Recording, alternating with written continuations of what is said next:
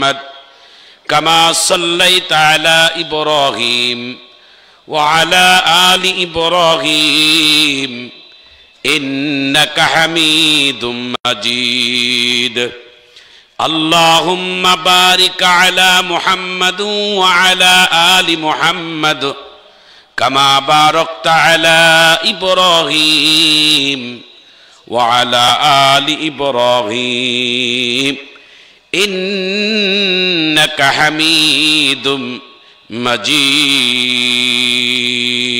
اللهم آمين ربنا آتنا في الدنيا حسنة وفي الآخرة حسنة وقنا عذاب النار رب ارحمهما كما ربياني صغيرا সবাই আওয়াজ করে দোয়াটা পড়েন আপনার আমার পিতা মাতার জন্য রব্বির হামহুমা কামা রব্বায়ানি সগীরা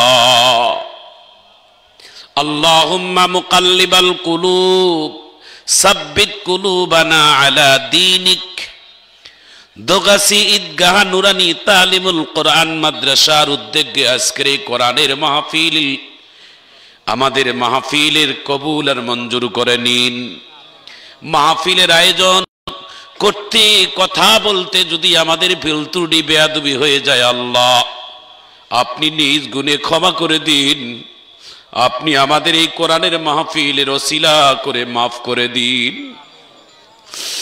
ওয়াবতাগু ইলাইহিল ওয়াসিলাতা ওয়াজাহিদু ফি সাবিলি আল্লাহ আপনি আমাদেরকে আপনার ওসিলা খুঁজতে বলেছেন আপনাকে পাওয়ার জন্য আপনার বান্দা বান্দিরা অনেক কষ্ট করে দূর দূরান্ত থেকে কোরআনের মাহফিলে এসেছেন আল্লাহ দুনিয়ার কোনো লাভের জন্য নয় খাবারও ইন্তজাম এই মাহফিল কমিটি করে নাই নিজের পকেটের টাকা খরচ করে কষ্ট করে পায়ে হেঁটে গাড়িতে চড়ে যে কোনো মাধ্যম দিয়ে কোরআনের বাগান মাহফিলে এসেছি আল্লাহ এই কোরআনের মাহফিলকে সাক্ষী রাখলাম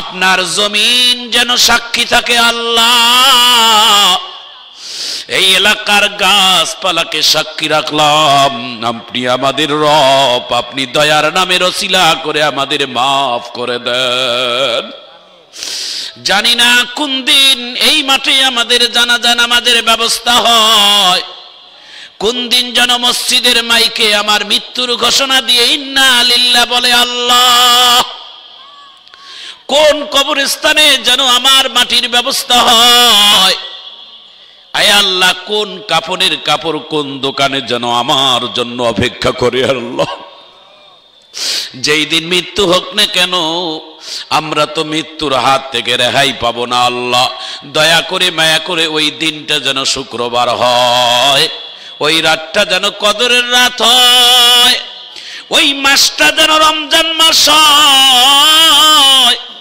আল্লাহ মৃত্যুর সময় আমাদের উজু অবস্থায় রাখিয়েন আল্লাহ কালেমা পড়তে পড়তে যেন আমাদের মরণ হয় আল্লাহ আমাদের মৃত্যুটা ঈমান হারা করিয়েন না আল্লাহ আল্লাহ সারা জীবন হজ করলাম নামাজ পড়লাম যাকাত দিলাম মৃত্যুটার সময় যদি আমার ঈমান হারা হয়ে যায় জাহান্নামে চলে যেতে হবে আল্লাহ আপনি আমাদের ঈমান হারা করিয়েন না ঈমান নামের সম্বল নিয়ে কালেমা পড়তে পড়তে যেন আমাদের মরণ হয়ে যায় আল্লাহ এই মাহফিল ইন্তেজামিয়া কমিটির প্রতি আপনি দয়া করেন এত সুন্দর আয়োজন করেছেন এই মাহফিলের শ্রোতাকে কবুল করেন বক্তাদেরকে কবুল করেন সুবহান রাব্বিকা রাব্বিল ইজ্জাতি আম্মা ইয়াসিফুন ওয়া সালামুন আলাল মুরসালিন ওয়ালহামদুলিল্লাহি রাব্বিল আলামিন লা ইলাহা ইল্লাল্লাহ জোরে লা ইলাহা ইল্লাল্লাহটা জোরে বলেন, লা ইলাহা, লা ইলাহা। दुनिया ए सदाकत में तेरा नाम रहेगा, दुनिया ए सदाकत में तेरा नाम रहेगा, जिंदगी तेरा नाम से इस्लाम रहेगा, जिंदगी तेरा नाम से इस्लाम रहेगा।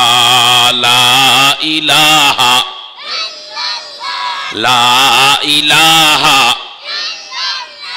ला इलाहा इल्लल्लाह, ला इलाहा, ला इलाहा। हायातेर मालिक जय अल्लाह, मौतेर मालिक সেই আল্লাহ, হায়াতের মালিক যেই আল্লাহ, মৌতের মালিক সেই আল্লাহ, আমারও মালিক সেই আল্লাহ। লা ইলাহা, লা ইলাহা ইল্লাল্লাহু মুহাম্মাদুর রাসূলুল্লাহ সাল্লাল্লাহু আলাইহি ওয়াসাল্লাম। আমানতু বিল্লাহ, সাদাকাল্লাহু মাওলানাল আযীম ওয়া সাদাকা রাসূলুহুন নাবিয়্যুল কারীম ওয়া নাহনু আলা যালিকা মিনাশ শাহিদিন ওয়াশ শাকিরিন ওয়ালহামদুলিল্লাহি রাব্বিল আলামিন। সুবহানাকা লা ইলমা লানা ইল্লা মা 'আল্লামতানা ইন্নাকা আনতাল আলিমুল হাকীম। ক্বালা রাব্বি ইশরাহ লি সাদরি ওয়া ইয়াসসির লি আমরি ওয়াহলুল উকদাতাম মিন লিসানি ইয়াফকাহু কওলি। রব্বি জিদনি ইলমা, রব্বি জিদনি ইলমা। দোগাছি ঈদগাহ নুরানি তালিমুল কোরআন মাদ্রাসা কর্তৃক আয়োজিত আজকের এই তাফসিরুল কোরআন মাহফিলের সম্মানিত সুযোগ্য সভাপতি হাফেজ মাওলানা আফসারুল হক দামাত বারকাতুহুম, আল্লাহ যেন তেনার হায়াতে বারাকা দান করেন, আমিন বলেন। মাহফিলের আজকের প্রধান আলোচক আমার শ্রদ্ধেয় বড় ভাই, আমার মাথার তাজ মাওলানা আবেদ আলী ফারুকি দামাত বারকাতুহুম। মাহফিলের আরো আগে আলোচনা করে ধন্য করেছেন মাওলানা শফিউল্লাহ ওবাইদি। ইন্তেজামিয়া কমিটি মাহফিল সঞ্চালনায় মাওলানা এনামুল হক মোহতামিম অত্র মাদ্রাসা। আমার সামনে বসা এক ঝাঁক কোরআন প্রেমিক ভাইয়েরা, ময়ে মুরব্বী পিতৃতুল্য বাবাজি, বন্ধুতুল্য যুবক ভাই এবং জাতির শ্রেষ্ঠ সন্তান আমার মাথার তাজ হজরতে ওলামায়ে কেরাম, প্রিয় জাতির বিবেক সাংবাদিক ভাইয়েরা, পদ্মানসীন পদ্মার অন্তরালের সরলা সবলা মা ও বোনেরা, দাঁড়ানো বসানো যে যেখানে আছেন, আমি অধমের পক্ষ থেকে আবারও সালাম দেই, সকলে জবাব দিবেন আসসালামু আলাইকুম ওয়া রাহমাতুল্লাহ। আল্লাহ তাআলার প্রতি আমাদের অন্তর উজাড় করা শুকর করি, আল্লাহর কাছে শুকরিয়া আদায় করি আমাদের অন্তর থেকে, কলিজার থেকে। আল্লাহ, আপনার দয়া যদি না হইতো, আপনার দয়া যদি না থাকতো, তাহলে আমরা এই কোরআনের মাহফিলে আসতে পারতাম না। আল্লাহ, আপনার দয়া এবং অনুগ্রহে আজকের যে কোরআনের মাহফিলে বসার আপনি তৌফিক আমাদেরকে দান করেছেন, সেই মুনিবের দরবারে অন্তর খুলে বলি আলহামদুলিল্লাহ। আর একটু আওয়াজ তুলে বলেন না, রব্বানা লাকাল হামদ সুবহানাকা লা ইলমা লানা ইল্লা মা 'আল্লামতানা ইন্নাকা আনতাল আলিমুল হাকীম। আপনারা কি দুর্বল হয়ে গেছেন? গতকালকে দিনের বেলা আমাদের এখানে মাহফিল ছিল, কে কে শুনছেন দেখি হাত তোলেন তো দেখি। মাশাআল্লাহ, আপনারা অনেকে আসছেন, আলহামদুলিল্লাহ। গতকালকে আমার আলোচনা শুনেছেন না? আলহামদুলিল্লাহ। আপনাদের প্রিয় বক্তা আনিসুর রহমান আশরাফি লেট করে এসেছেন, যুবকদের একটা ভালোবাসার মানুষ। আসলে এদেশের মানুষ কোরআনকে অনেক ভালোবাসে, এদেশের মানুষ ওলামায়ে কেরামদেরকেও ভালোবাসে। আসলে এটার বিনিময় হয় না, এটা আমরা মূল্য দিতে পারবো না। এই মূল্য যেন আল্লাহ তাআলা জান্নাতে দান করেন। একজন আলেমকে কেউ যদি মহব্বত করে, সেজন্য আল্লাহ রসুলকে মহব্বত করলো। কারণ রসুলের হাদিস, আল উলামা ওয়ারাসাতুল আম্বিয়া ওয়া ইন্নাল আম্বিয়া লা ইওয়ারিসু দিনারান ওয়ালা দিরহামা। কোন নবী রসুল এই পৃথিবীতে সম্পদ রেখে যান নাই, দুনিয়ার কোন খনিজ সম্পদ রেখে যান নাই। প্রত্যেক নবী রসুলেরা শূন্য হাতে চলে গেছেন। এলেমের ওহির জ্ঞান আল্লাহ তাআলা দুনিয়াতে রেখে গেছেন। তারা যারা এই ওহির জ্ঞানে জ্ঞানী হবে, যারা আল্লাহর এই ওহির জ্ঞান যারা শিখবে, তারা দুনিয়ার জমিনে আল্লাহর কাছে নায়েবে রসুল। সুবহানাল্লাহ বলেন। একজন আলেমের সাথে কেউ যদি দিল থেকে মহাব্বত করে ভালোবেসে মুসাফা করে, রসুল বলছেন সে যেন আল্লাহ রসুলের সাথে মুসাফা করে। সব আলেম ফিরাবার নায়েবে রসুল হতে পারবে না। যে আলেম ইলম অর্জন করিয়া তাহার উপর আমল করিয়া চলে তাহাকে আলেম বলে। আলেম হয়েছে কিন্তু আলেম আমল নেই, ওই আমলের কোনো দাম নাই। আমলে আউলিয়া, বে আমলে দেউলিয়া। আমলের মূল্য আল্লাহর কাছে বেশি। এই জন্য প্রিয় ভাইয়েরা, এই ওলামায়ে কেরামদের ভালোবাসা আপনাদের এই বিরল থানার মানুষ অনেক বেশি। এই বিরল থানার মানুষ আমি তাদেরকে উপাধি দিয়েছি, এই আমাদের দিনাজপুর 13 থানা। আল্লাহ তাআলা তো গোটা ইউনিয়নে পর্যন্ত ঘুরাইছে আমাকে। আমাদের একটা অডিট আছে, এই 13 থানার ভিতরে সব থেকে কোরআনের মাহফিল যেখানে বেশি হয়, কোরআনের খনি মাহফিল, মাদ্রাসা, মসজিদ সব থেকে বেশি যেই থানায়, সেটা হচ্ছে আপনাদের বিরল থানা। এত বড় একটা সুখবর দিলাম, তাও আলহামদুলিল্লাহ জোরে বললেন না? আচ্ছা, যেখানে মসজিদ বেশি, যেখানে মাদ্রাসা বেশি, যেখানে আলেম ওলামাদের, যেখানে মাহফিল বেশি, নিঃসন্দেহে বোঝা যায় সেই জায়গায় ইসলাম ভালোবাসে মানুষ। ঠিক কিনা বলেন? এত মাদ্রাসা, এত মসজিদ, এত মাহফিল আমাদের সদর থানা হয় না। আমাদের দিনাজপুর সদর থানায় 10টা ইউনিয়নেও এত মাহফিল হয় না যত মাহফিল আপনাদের বিরল থানায় হয়। একটা মাহফিল করতে গরিবী হলেও 1 লক্ষ টাকা লাগে। কথা বলেন ঠিক কিনা? একটা মাহফিল যদি সিম্পল গরিবী হলেও মাহফিল করে, সবকিছু মিলেই গরিবী হলেও 1 লক্ষ টাকার প্রয়োজন হয়। পাড়ায় পাড়ায় মাহফিল হয়, কোনো মাহফিল ঘাটতি নাই, আল্লাহ পুরা করে দেয়। কি বলেন? আজ পর্যন্ত কোনো মাহফিল শুনি নাই যে কমিটিরা নিজের জমি বিক্রি করে মাহফিলে খরচ করছে। কথা কন ঠিক কিনা? কেমনে হয়েছে, কিভাবে হয়েছে, কমিটি নিজেও জানে না, আল্লাহ ব্যবস্থা করে দিচ্ছে। একটু জোরে কন ঠিক কিনা? এক মাহফিল আমি এই দিনাজপুরে এই বিরল থানায় করছিলাম। করতে করতে হঠাৎ করে বৃষ্টির আকাশের দুর্যোগের কারণে মাহফিল বন্ধ। ইন্তেজামিয়া কমিটি কয়, হুজুর সব নির্ভর ছিল মাহফিলের কালেকশনের উপর, মাহফিল তো বন্ধ হয়ে গেল, এখন কি হবে? আমি বললাম তাওয়াক্কালতু আলাল্লাহ, আল্লাহর উপর ভরসা রাখেন, আল্লাহ ব্যবস্থা করে দিবে। আপনি আল্লাহর উপর তাওয়াক্কালতু আলাল্লাহ করেন, আল্লাহ তাআলার অশেষ মেহেরবানি। ইন্তেজামিয়া কমিটিকে একটু বললাম যে আপনারা একটু আমলের মধ্যে থাকেন আর দোয়াও করেন। এই 1 কিলোমিটার যাই নাই, দেখি টেলিফোনে মোবাইল বাজতেছে। আমাকে বললো, হযরত কি কথা শোনাইলেন? বলে কি? কয় আমাদের মাহফিলের এই অবস্থা শুনে আল্লাহর এক বান্দা, নাম বলবো না, এই যে এই নাম বললেও চিনবেন এমন লোক এখানে আছে।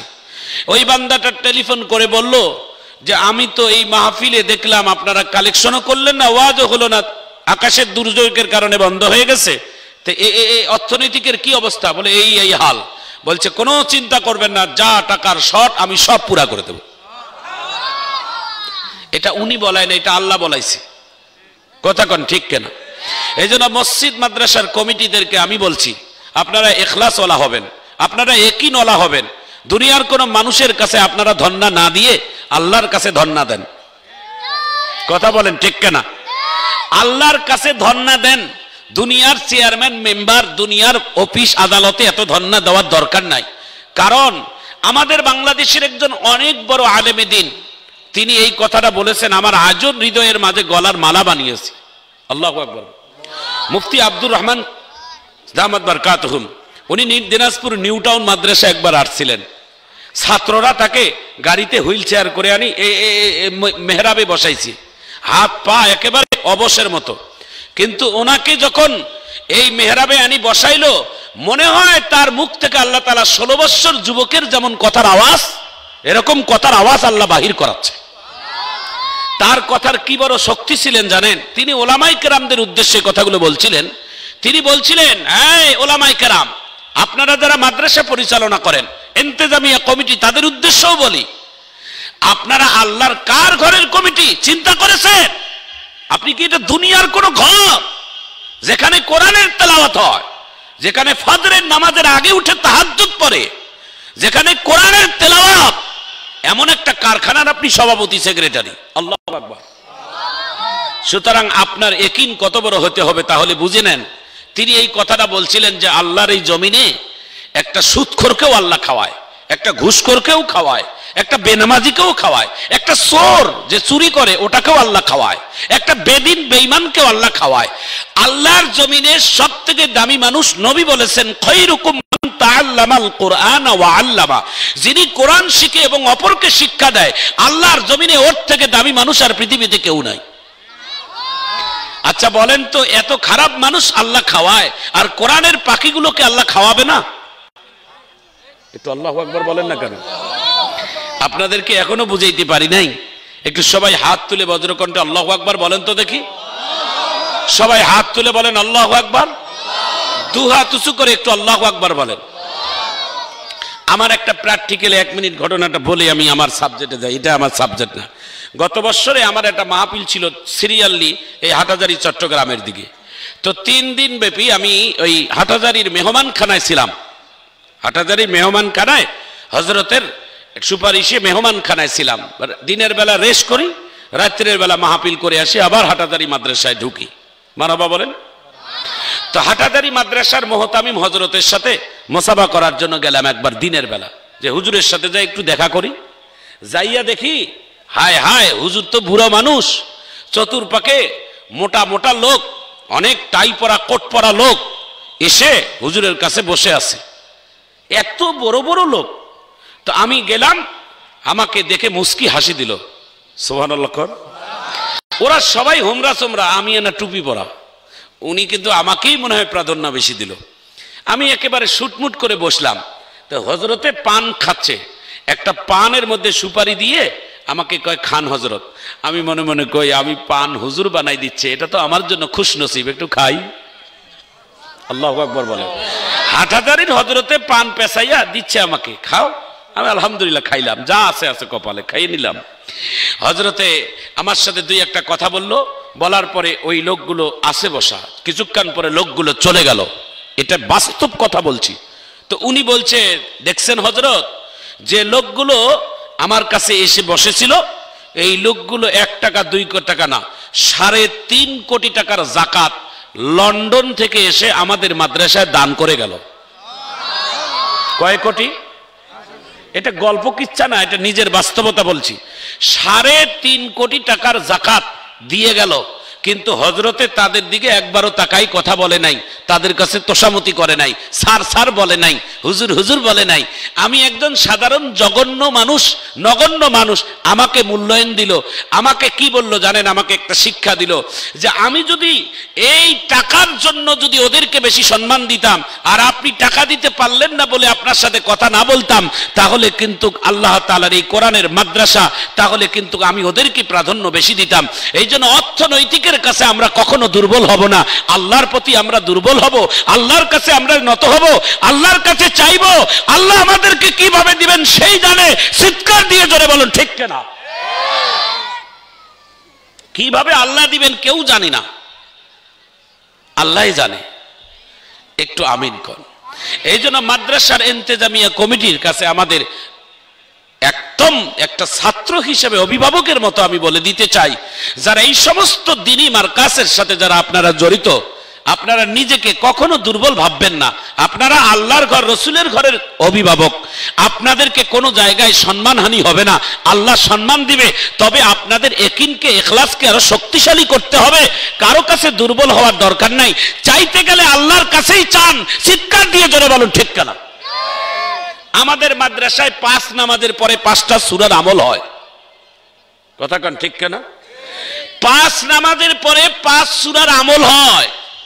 একটা সূরার নাম হচ্ছে সূরা ওয়াকিয়া। এই সূরাটা কোন নামাজের সময় আমল হয় হযরত? মাগরিবের পর। আল্লাহু আকবার বলেন। এই সূরাটা আমার নিজের মাদ্রাসায় 7 দিন বন্ধ ছিল, আমি খোঁজ নিতে পারি নাই। হঠাৎ করে দেখতেছি মাদ্রাসার বোর্ডিং রুম হালকা হয়ে গেছে, টাকা দুর্বল হয়ে গেছে। আমি হঠাৎ করে একদিন এসে বললাম, কেন যেন আসতেছে না।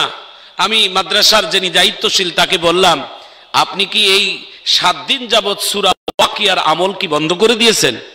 মাথাটা হেড করে দিয়ে বলছেন, হযরত ঠিকই বলছেন, আমরা ব্যস্ততার কারণে, পরীক্ষার রুটিনের কারণে সূরা ওয়াকিয়া বন্ধ করে দিয়েছি। আমি বললাম, এই জন্য আমার মাদ্রাসার বোর্ডিং এর 12টা বাজাইছেন।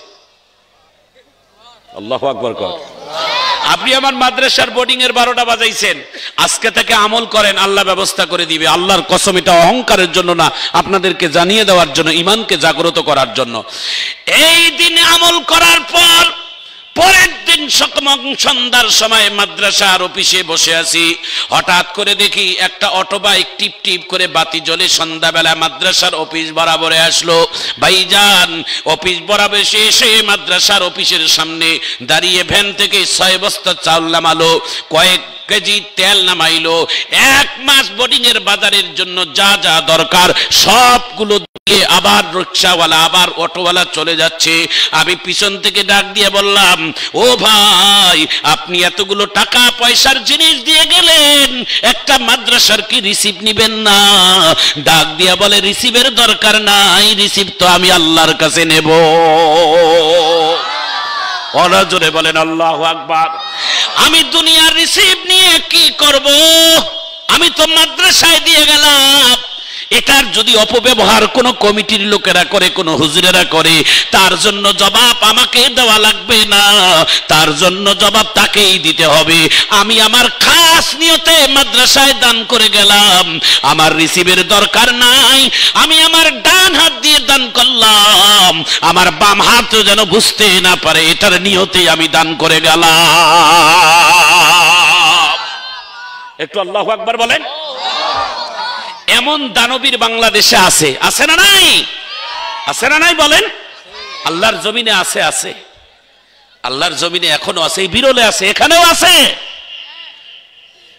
ও মুসলমান ভাইরা, এই হাদিসটা যখন বর্ণনা করেছেন বর্ণনাকারী, কয়েকবার হাদিসটা বর্ণনা করতে গিয়ে তিনি জমিনের মধ্যে বেহুশ হয়ে পড়ে গেছেন, বেহুশ হয়ে পড়ে গেছেন।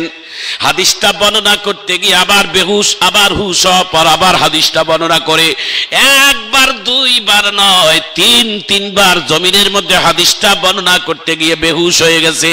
যার 1 নাম্বার হলো, যারা আলেম, এলেম অর্জন করিয়া মানুষের কাছে ইমামতি করে বক্তব্য দেয়, মানুষের কাছে নায়েবে রাসূল মনে করেছে, এই আলেম কিন্তু জাহান্নামে সবার আগে যাবে। আল্লাহ উদ্বোধন করাবে একজন আলেমকে দিয়া। কেন রে ভাই? আলেম তো নায়েবে রাসূল, ওরা তো ওয়ারাসাতুল আম্বিয়া, ওদের সিনার ভিতরে কোরআন 30 পারা গাঁথা, ওদের কলিজাটার মধ্যে হাজার হাজার হাদিস গাঁথা। ওদের হেদায়েতের কথা শুনে তো আমরাই হেদায়েত হয়েছি। একটু চিৎকার দিয়ে জোরে বলুন ঠিক কিনা? আমরা তো ইমামের কথা শুনে নামাজ পড়েছি, ইমামের কথা শুনে বাবা মার সম্মান করতে শিখছি। এই ইমাম সাহেব জাহান্নামে কেন যাবে? কি কারণে ইমাম সাহেব জাহান্নামে যাবে? এই আলেমটা কেন জাহান্নামে যাবে? প্রশ্ন, উত্তর হলো, এই আলেম দুনিয়াতে এলেম অর্জন করিয়েছে মানুষের কাছে আলেম বলে গণ্য হওয়ার জন্য। বড় আলেম বলবে, বড় বক্তা বলবে, বড় মুফাসসির বলবে, বড় বড় হাদিয়া টোপলা দিবে, আর এটার জন্যই এলেম অর্জন করছে, পরকালের জন্য একটাও করে নাই। আল্লাহ তাআলা বলবে, দুনিয়াতে তোর সম্মান যথেষ্ট হয়েছে, তুই দুনিয়াতেই পপুলার হয়েছিস, পরকালে তোর আলেমের কোনো সম্মান নাই, জাহান্নামে যা। নাউজুবিল্লাহ কর। এটা 1 নাম্বার। 2 নাম্বার, যারা দান করবে, দান সাদাকা, মসজিদ বানাবে, মাদ্রাসা বানাবে, ঈদগাহ বানাবে, এতিমদের বিয়ে দিবে, রাস্তাঘাট বানাবে, এমন বড় বড় পোটলাওয়ালা দানওয়ালা জাহান্নামে যাবে। কেন ভাই? সাদাকা করলে তো মানুষ জান্নাতে যাবে। কবরে তো সাদাকা, কবরের মধ্যে আযাব তো হাদিসে আছে। এই কথাটা 1টা মিনিট বলে দেই। মানুষ যখন মারা যায়, মারা যাওয়ার সঙ্গে যখন কবরটা অন্ধকার হয়, আমার দিকে তাকান, এই কথাটা আপনারা ভালো করে শুনে নেন, শরীরের পশম খারাপ হয়ে যাবে। রাসূল বলেন, মানুষ যখন মারা যায়, মারা গেলে তখন কবরে নিয়ে যাওয়া হয়, কবরে রেখে একটা মানুষ সবার শেষে কবর থেকে ওঠে, ঠিক কিনা বলে? সবার শেষে কবরটা থেকে ওঠে, উনি হলেন ওই মাইয়েতের সব থেকে আপন। আচ্ছা, কবরের নামে কে? মাইয়েতের ছেলে। কবরের নামে কে? মাইয়েতের স্বামী। আল্লাহু আকবার বলে। স্ত্রী মারা গেছে, স্বামীয়ে কবরে নামছে। ছেলে মারা গেছে, বাবা মারা গেছে, ছেলে নামছে। চাচায় মারা গেছে, ভাতিজায় নামছে। কথা কন ঠিক কিনা? পৃথিবীতে সব থেকে দামি পাইলট হলো 4 জন। এই পাইলট হলো, আর পৃথিবীতে সব থেকে দামি বিমান হলো এই কবরের আপনার মসজিদের বারান্দায় ঝুলানো আছে। এই বিমানটা আপনার আমার বাড়ির দুয়ারে একদিন না একদিন যাবেই। কথা কন ঠিক কিনা? এই বিমান একদিন না একদিন আপনার বাড়িতে যাবে, আর এই বিমানের টিকিট আপনার কাটায় আছে। কখন যে বিমানের টিকিট আপনার জন্য বরাদ্দ হবে, আর এই বিমানে আপনাকে চড়া লাগবে। আর এই বিমানের পাইলট হলো 4 জন, আর 4 জন পাইলটে আপনার নিকটতম লোকেরাই তো কাঁদে নেয়। কথা কন ঠিক কিনা? বাবা মারা গেলে ছেলে কাঁদে নেয়, মা মারা গেলে ছেলে কাঁদে নেয়। এটার প্রমাণ কি জানেন? এটার প্রমাণ হলো দুনিয়াতে তোমাদের কেউ আপন নয়, একমাত্র আপনে আল্লাহ। একটু জোরে কোন আল্লাহু আকবার। ঘটনাটা বলে দেই, আপনাদের অনেক কাজে লাগবে। শুনতে কি মন চাচ্ছে নাকি? কবরের ওয়াজ কি শোনা মনে ভালো লাগে না নাকি? আবুল তাবুল কথাবার্তা বলে লাভ নাই, কিছু হেদায়েতের কথা শোনাই। একটু চিৎকার দিয়ে হাত তুলে আল্লাহু আকবার বলেন তো দেখি। এইভাবে হাতটা নাড়া দিয়ে জোরে আল্লাহু আকবারের আওয়াজ দেন। আল্লাহ যেন কবুল করেন, আমিন বলেন। মানুষ যখন মারা যায়, মারা যাওয়ার পরে তাকে কবরে রাখে। কবরে রেখে শেষবারে তার সিনার মধ্যে হাত দিয়ে একটা দোয়া পড়ে। এটা আপনাদের এলাকাও পড়ে, আমাদের এলাকারও পড়ে। এখন সহি হাদিস হোক আর না হোক, এটা পড়ে। দোয়াটা কি বলে? বিসমিল্লাহি ওয়া আলা মিল্লাতি। এটার অর্থ হচ্ছে, আল্লাহ আপনার এই বান্দাটাকে এই অন্ধকার কবরে রেখে গেলাম। এই বান্দাটার আর কেউ নাই, এ বান্দাটার দল, এ বান্দাটার ছেলে মেয়ে সবাই পর। এ বান্দাটা এখন আপনার হাওলায় এবং আপনার রসুলের হাওলায় রেখে গেলাম। কিন্তু দুনিয়ার জমিনে এই বান্দাটা কোনোদিন আল্লাহকে ডাকে নাই, কোনোদিন রসুলের আদর্শ মানে নাই।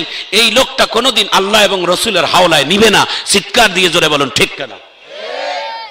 ও তো জীবনে সেজদাই করে নাই, ও তো জীবনে নামাজ পড়ে নাই, ও তো জীবনে রোজা রাখে নাই, ও তো জীবনে কোনো আলেম ওলামাদেরকে সম্মান দেয় নাই। কথা বলেন ঠিক কিনা? ও তো জীবনে 3 বার খাইছে আর বাথরুম গেছে, দুনিয়ার বড় বড় পুটলাওয়ালাদের সাথে বেড়াইছে। ওকে আল্লাহ এবং রসুল তো চেনেই না। কথা বলেন ঠিক কিনা? ও কিভাবে চিনবে? মনে রাখেন, ও তো চেনেই না। এই মানুষটা যখন বিসমিল্লাহি ওয়া আলা মিল্লাতি রাসূলুল্লাহ বলে, 2 হাত কবরের দিকে উঠে হাত দিয়ে যখন আল্লাহু আকবার বলে ওঠে, উঠিয়া কিন্তু সর্বপ্রথম 3টা বাঁশ আগে দেয়। বাঁশটা কোথায় দেয়? প্রথম বাঁশটা মাঝখানে দেয়, দ্বিতীয় বাঁশটা মাথার কাছে দেয়, তৃতীয় বাঁশটা পায়ের কাছ থেকে দিয়ে চতুর্দিক থেকে বাঁশ যখন ঘেরাও হয়ে গেল, উপরে একটা ধারাই দিয়ে অথবা পাতি দিয়ে মাটি দেওয়া শুরু করলো। মাটি দেওয়ার সময় একটা দোয়া পড়েন, কমন দোয়া।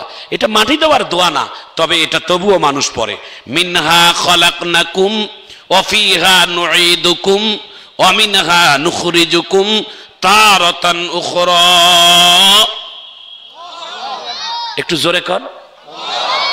আমি আবারও বলছি, আপনারা শোনার পর জোরে আল্লাহু আকবার বলবেন। এগুলো কথা শুনলে শরীরের পশম খাড়া হওয়ার কথা। মিনহা খলাকনাকুম ওয়া ফিহা নুঈদুকুম ওয়া মিনহা নুখরিজুকুম তারাতান উখরা।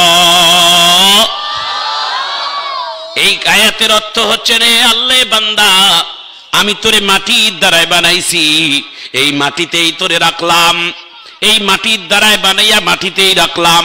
মাটির মানুষ আবার মাটিতেই গেল। এই মাটির মধ্যে একদিন তোমার চেহারাটা পচে গলে একেবারে নিচ্ছিন্ন হয়ে যাবে। 4-6 মাস পরে কবর খনন, কবরটা ভেঙ্গে দেখবেন কবরে হাড় হাড্ডিও খুঁজে পাওয়া যায় না। এই তো আমাদের অহংকার। কথা বলেন ঠিক কিনা? 6 মাস 1 বছর পর কবরটা খুলে যদি গোটা কবর খুঁজে বেড়ান, কবরের মধ্যে এই মাইয়েতের কোন আবুল কাসিম সরকারের কোন লাশের একটা চিহ্নও পাওয়া যাবে না। তার কাপনের কাপড় পাওয়া যাবে না, তার মাথা পাওয়া যাবে না, তার পা পাওয়া যাবে না, তার হাত পাওয়া যাবে না, তাদের চোখ পাওয়া যাবে না। ভাইজান আমার, বন্ধুগণ আমার, মানুষ মারা গেলে সব থেকে যেই অঙ্গটা আগে নষ্ট হয় সেই অঙ্গটার নাম হলো চোখ। একটু হাত তুলে আল্লাহু আকবার কর। এ মুসলমান ভাইয়েরা আমার, বন্ধুরা আমার, এই দোয়াটা পরে মাটি দেয়। মাটি দিয়ে যখন কবরে সবাই মাটি হাত ধুয়ে সবাই চলে যায়, সবার শেষে কে যায়? সবার শেষে মাইয়েতের আপনজনেরা কবরে সবার শেষে থেকে চলে যায়। ও মুসলমান, আল্লাহর নবী বলেন এই কবর থেকে 40 কদম দূরে সরে যাওয়ার সঙ্গে সঙ্গে আল্লাহর দুইজন ফেরেশতা এসে কবরের মধ্যে 3টা প্রশ্ন করে। 1 নম্বর তোমার রবকে, 2 নম্বর তোমার নবীকে, 3 নম্বর তোমার দিন কি? একটু চিৎকার দিয়ে জোরে বলা যায় না আল্লাহু আকবার? এটা আপনাকেও প্রশ্ন করবে, আমাকেও করবে, সভাপতিকেও করবে, প্রধান অতিথিকেও করবে। কথা কন। এই প্রশ্নের জবাব সবাইকে দেওয়া লাগবে, সবাইকে দিতে হবে। এই প্রশ্ন কি হয়ে গেছে না সামনে বাকি আছে? একটু জোরে বলেন, বাকি আছে না হয়ে গেছে? এই প্রশ্ন সবাইকে করবে। সবাই প্রশ্নের উত্তরগুলোও জানি না। 1 নম্বর প্রশ্ন মান রব্বুকা, উত্তর হলো রব্বি আল্লাহ। 2 নম্বর প্রশ্ন আমান দীনুকা, তোমার দিন কি? দীনুল ইসলাম। 3 নম্বর প্রশ্ন আমান নবিয়্যুকা, উত্তর হাজা নবিয়্যুনা মুহাম্মাদুর। কোন কোন হাদিসে আছে স্বয়ং আল্লাহ রসুলকে কবরের পাশে রাখা হবে এবং বলা হবে এই লোকটা সম্পর্কে তোমরা ধারণা কি? তুমি এই লোকটাকে চেনো? সে যদি বিশ্ব নবীকে দেখার পরও যদি সে বলে না আমি লোকটাকে চিনি না, তাহলে এই লোকটার মতো কপাল পোড়ার পৃথিবীতে নাই। আর আল্লাহর নবীকে দেখা মাত্র বলবে হাজা নবিয়্যুনা মুহাম্মাদুর রাসূলুল্লাহ, ইনি তো আমার সেই দরদের নবী, যেই নবীর আদর্শ মেনে আমি দুনিয়াতে চলেছি, যেই নবীর আদর্শকে সুন্নতকে মহব্বত করে আমি জীবনকে ধারণ করেছি। একটু জোরে কর আল্লাহু আকবার। নবীর হাদিসটা তেলাওয়াত করেছি, মান তামাসসাকা বিসুন্নতি ইনদা ফাসাদি উম্মতি ফালাহু আজরু মিআতি শাহীদ। নবীর মহব্বতে কেউ যদি একটা নবীর সুন্নতকেও যদি ধারণ করে, আল্লাহ রাসূল বলেন 100 গলা কাটা শহীদের সমতুল্য সওয়াব আল্লাহ তার আমলে নামাজ দান করবে। একটা নবীর সুন্নত হলো মেসওয়াক, একটা পকেটে রাখবেন। সুবহানাল্লাহ বলে। মেসওয়াক হচ্ছে নবীর সুন্নত। উজুর আগে মেসওয়াক করবেন, এটাই নবীর সুন্নত। পকেটের মধ্যে সব সময় টিস্যু পেপার রাখবেন, পেশাবের পরে টিস্যু পেপার ব্যবহার করবেন, এটাই নবীর সুন্নত। পরনের পায়ের জুতা যখন পরবেন ডান পা দিবেন, বাথরুমে যখন যাবেন বাম পা দিবেন, মসজিদে ঢুকবেন ডান পা দিয়ে ঢুকবেন, মসজিদ থেকে বাহির হবেন বাম পা দিয়ে ঢুকবেন, বাহির হবেন। আল্লাহু আকবার বলেন। কোন জামা কাপড় পরবেন, আপনার জামার হাতটায় ডান হাতে ঢুকাবেন। আল্লাহু আকবার। যে কোনো কাজ করবেন, কাজের শুরুতে বিসমিল্লাহির রহমানির রহিম বলবেন, এটা নবীর সুন্নত। সুবহানাল্লাহ বলেন। এই জিনিসগুলো যারা মহব্বত করে ধারণ করে, হাসি দিবে, এই যে হাসি আসলো, এই যে একবার হাসি আসলো, রাসূল বলছে তুমি নবীর সুন্নত মোতাবেক আলহামদুলিল্লাহ বলো। বলে কেন? বলে এক হাসি দিলে আলহামদুলিল্লাহ বললে আল্লাহ তাআলা তার শরীর থেকে 3000 রোগের জীবাণু আল্লাহ বাহির করে দেয়। একটু জোরে কোন আল্লাহু আকবার। নবীর সুন্নত প্রতিটি কদমে কদমে, নবীর ভালোবাসা প্রতিটি মুহূর্তে। একটু চিৎকার দিয়ে জোরে কোন ঠিক কেন? আপনার পা থেকে মাথা পর্যন্ত তাকাইলে মনে হবে এটাই নবীর আশেক। বাংলাদেশে এক শ্রেণীর মানুষ নবীর আশেক দাবি করে, নবীর প্রেমিক দাবি করে, কিন্তু নবীর আশেক দাবি করার পরে তার টাকনির নিচে পায়ের কাপড়। কথা কন ঠিক কেন? ওটা নবীর আশেক নয়, এটা নবীর দুশমন। রাসূল করিম সাল্লাল্লাহু আলাইহি ওয়াসাল্লাম বলেন 2 শ্রেণী মানুষের কবরের আযাব সবথেকে বেশি হবে। নামাজ পড়ার কারণে কবরের আযাব বেশি হবে না, নামাজ ছেড়ে দিয়েছে কবরের আযাব বেশি হবে না, রোজা ছেড়ে দিয়েছে কবরের আযাব বেশি হবে না, জিনা ব্যভিচার করেছে কবরের আযাব বেশি হবে না। 2টা পাপের কারণে কবরের আযাব তীব্র হবে, বেশি হবে। কারা কারা শুনবেন হাত তুলে দেখান। একটু হাতটা নাড়া দিয়ে আল্লাহু আকবার বলেন। নবী করিম সাল্লাল্লাহু আলাইহি ওয়াসাল্লাম একদিন এক সাহাবীকে নিয়ে পথ হাঁটছেন। হাঁটতে হাঁটতে হঠাৎ করে আল্লাহ রসুল ওই রাস্তার পাশে দাঁড়িয়ে গেলেন। আল্লাহ রসুল বসে গেলেন। রসুল কিছুক্ষণ পরে উঠলেন। একজন সাহাবী বলেন ইয়া রাসূল আল্লাহ, আপনি কেন এখানে বসলেন, কেন থামলেন? কেন আপনার কপাল ঘেমে গেল? আপনার কি শরীর ক্লান্ত নাকি আপনার শরীর দুর্বল? বলেন, আমরা আপনাকে ডাক্তার দেখাবো। আল্লাহর নবী বলে, আমি ক্লান্তও না, আমি দুর্বলও না, আমি এই রাস্তা দিয়ে যাইতে যাইতে একটা কবরের আযাব শুনতে পেয়েছি। একটু জোরে কোন আল্লাহু আকবার, আরো জোরে কোন আল্লাহু আকবার। আমার দিকে তাকান, দিলটা নরম হয়ে যাবে। আল্লাহর নবী বলেন, এই কবরের পাশে আযাব হচ্ছে, আযাবের তীব্র এত বেশি ছিল, আমি বিশ্ব নবী বসে গেলাম। আযাবের তীব্র দেখে আমি বিশ্ব নবীর কপাল থেকে ঘামের ফোঁটা শুরু হয়ে গেল। আল্লাহর নবী বলেন, এই কবরের যিনি বাসিন্দা অর্থাৎ কবরের যিনি মাইয়েত, তার দুইটা পাপ বেশি হওয়ার কারণে আল্লাহ তাআলা কবরের আযাব বেশি ধারণ করেছে। এক নাম্বার, যারা পায়ের টাকনির নিচে পুরুষেরা কাপড় পরে, এটা হলো পাপের আযাব বেশি হবে। দুই নাম্বার পাপ, আর যারা পেশাব করার পর পেশাবের নাপাক থেকে যারা বাঁচে না, তাদের গুনাহ বেশি হবে এবং সাজা বেশি হবে। এরে মুসলমান ভাইরা, নবীর হাদিস, আত-তুহুরু শাতরুল ঈমান, পবিত্র হচ্ছেন আল্লাহ, পবিত্র হচ্ছেন ইসলাম, পবিত্র হচ্ছেন বাইতুল্লাহ, পবিত্র হলেন আল্লাহর জান্নাত। তাহলে তুমি অপবিত্র যদি থাকো, তাহলে তুমি জান্নাতে যাইতে পারবা না। জান্নাতে যাবে পবিত্র মানুষেরা। একটু চিৎকার দিয়ে জোরে বলুন ঠিক কিনা? অনেক মানুষ নামাজ না পড়লেও পবিত্র থাকে, কথা কোন ঠিক কিনা? আল্লামা শেখ সাদী রহমতুল্লাহ আলাইহির একটা বই পড়েছি, শোনার পর আল্লাহু আকবার বলবেন। বলছে, কুকুরের মধ্যে 10টা গুণ আছে। কুকুর, এ ভাই, বিরল থানার ভাইয়েরা, কুকুর আল্লাহর জান্নাতে যাবে। আসহাবে কাহাবের কুকুর আল্লাহর জান্নাতে যাবে, কোরআনের কথা। একটু জোরে আল্লাহু আকবার বলেন। কুকুর জান্নাতে যাবে, এটা আল্লাহর কোরআনের কথা। আসহাবে কাহাবের কুকুর জান্নাতি। সুবহানাল্লাহ বলেন। কুকুরের মধ্যে একটা গুণ ছিল, কি জানেন? শোনার পর দেখবেন আল্লাহু আকবার বলবেন। কুকুর দেখবেন যখন পেশাব লাগে, তখন কুকুর কিন্তু এমনি এমনি পেশাব করে না, একটা পা উপরে দেয়। কথা কর না কেন? কি বিরল থানার ভাইয়েরা, কি বাস্তবতা আছে না নাই? এবং কুকুর দেখবেন এক পা উপরে দেয় আর এক পা নিচে দেয়। আল্লামা শেখ সাদী রহমতুল্লাহ, আল্লাহর ওলি, তিনি এটাকে রিসার্চ করেছেন। তিনি বলেছেন, কেন কুকুর পেশাবের সময় উপরে পা দেয় আর কেন একটা পা নিচে দেয়। তিনি রিসার্চ করে দেখে বলছে যে কুকুর এই জন্য একটা পা পেশাবের সময় উপরে দেয়, কুকুর মনে মনে আল্লাহর কাছে দোয়া করে, আল্লাহ, আমি তো নিজেই নাপাক, আমার থেকে বড় নাপাক আমার পেশাব, আমার পেশাবের নাপাক থেকে আমি আত্মরক্ষার জন্য এক পা উপরে দেই। কুকুর পেশাবের নাপাক থেকে বাঁচানোর জন্য এক পা উপরে দেয়, আর মানুষ শুধু চেন খুলে ডাইরেক্ট অ্যাকশন। কথা কোন ঠিক কিনা? ইদানিং কিছু হোটেল, ইদানিং কিছু রাস্তায় ঘাটে হোটেল বাহির হয়েছে, এরা নাস্তিক মার্কা হোটেলের মালিক। আমাদের মতো হুজুরেরা গেলে ওটা পেশাব করার কোনো বুদ্ধি নেই। কেন? ওটা ডাইরেক্ট চেন খুলি মারা লাগে, মানে বসার কোনো ব্যবস্থা নাই। এই ঢাকা যাইতে কিছু হোটেল আছে। আমি হোটেল মালিককে বলছিলাম, খুঁজছিলাম যে হোটেল মালিককে, লোকটাকে একটু দেখার দরকার। লোকটা মনে হয় নমরুদ, ফেরাউন, হামানের থেকেও খারাপ। কথা কোন ঠিক না?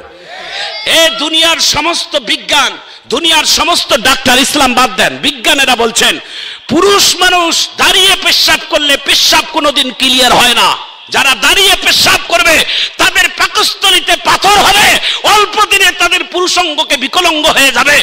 দাঁড়িয়ে পেশাব না করে বসে পেশাব করলে পেশাবের একটা শক্তি পায়, পূর্ণাঙ্গ পেশাবটা চলে যাওয়ার কারণে এই সমস্ত রোগ থেকে আল্লাহ হেফাজত করে।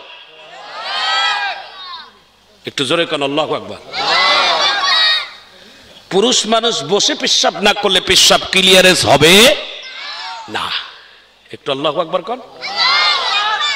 পেশাব বসে করা ভালো। পেশাব থেকে উঠার পরে যদি কোনো মানুষ যদি একটু দাঁড়িয়ে যদি ক্যাকেট ব্যাকেট না করে, ওই মানুষটার দাঁড়ানোর পরে পেশাবের ফোঁটা আসতে পারে। রসুল বলছেন, যদি এক ফোঁটা পেশাব তার শরীরের মধ্যে লাগে, ওই মানুষটা নাপাক হয়ে থাকবে।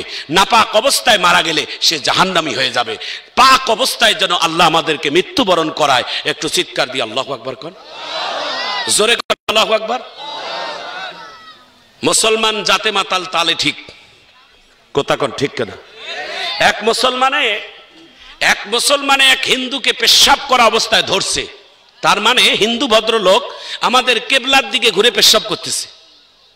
কেবলা এইদিকে না, আমার দিকে তাকান, কেবলা এইদিকে, কেবলা আমাদের এদিকে।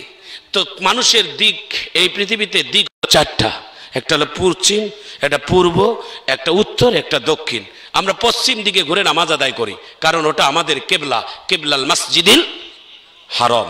একটু চিৎকার দিয়ে আল্লাহু আকবার বলেন, দিল দিয়ে কান দিয়ে শোনেন, কথাটা অনেক গুরুত্ব সামনে আসবে। আল্লাহ যেন বলার তৌফিক দান করেন, আমিন বলেন। ভাইজান আমার, বন্ধুগণ আমার, তো হিন্দু ভদ্রলোকে কেবলার দিকে মুখ ঘুরে পেশাব করে, তাও আবার বসে না, দাঁড়িয়ে পেশাব করে। তো মুসলমানটা পিছন দিক থেকে হিন্দুর কলার ধরে বলে, এই হিন্দুর বাচ্চা, তুই আমাদের কেবলার দিকে ঘুরে পেশাব করলি কেন?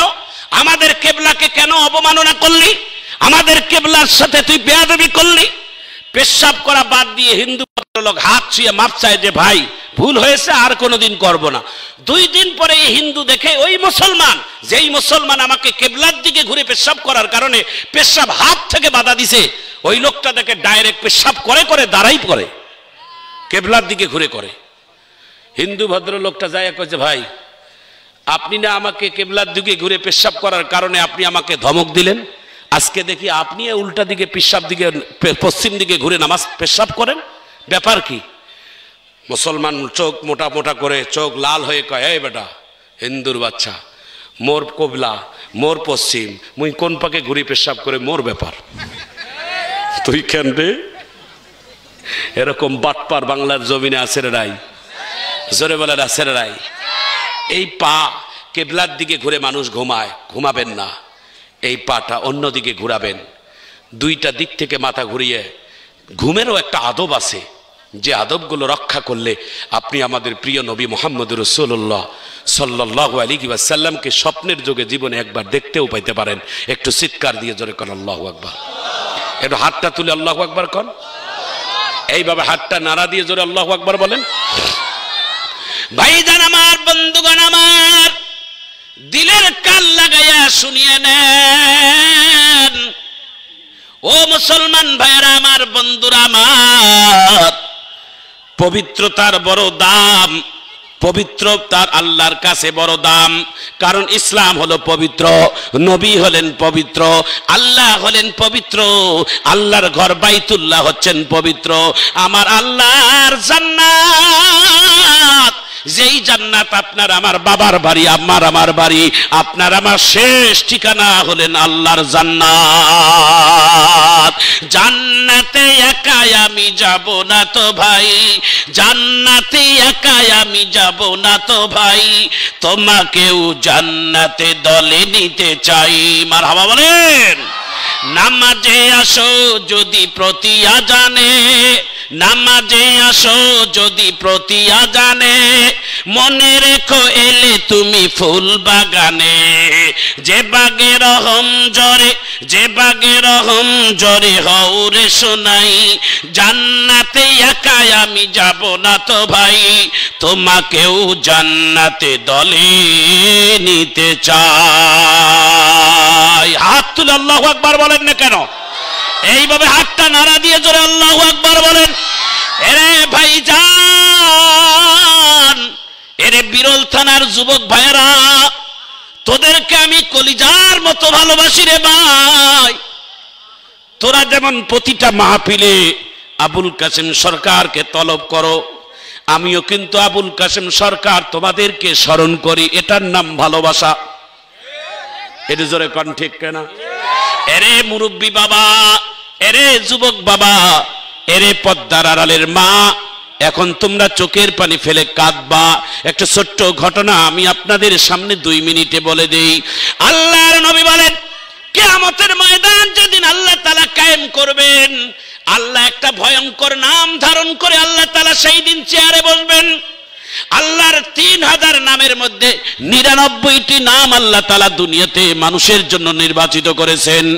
সব থেকে কঠিন নাম আল্লাহ তাআলা ধারণ করবেন কিয়ামতের ময়দানে। সেই নামটা হলো লিমানিল মুলকুল ইয়াউম লিল্লাহিল ওয়াহিদিল কাহ্হার।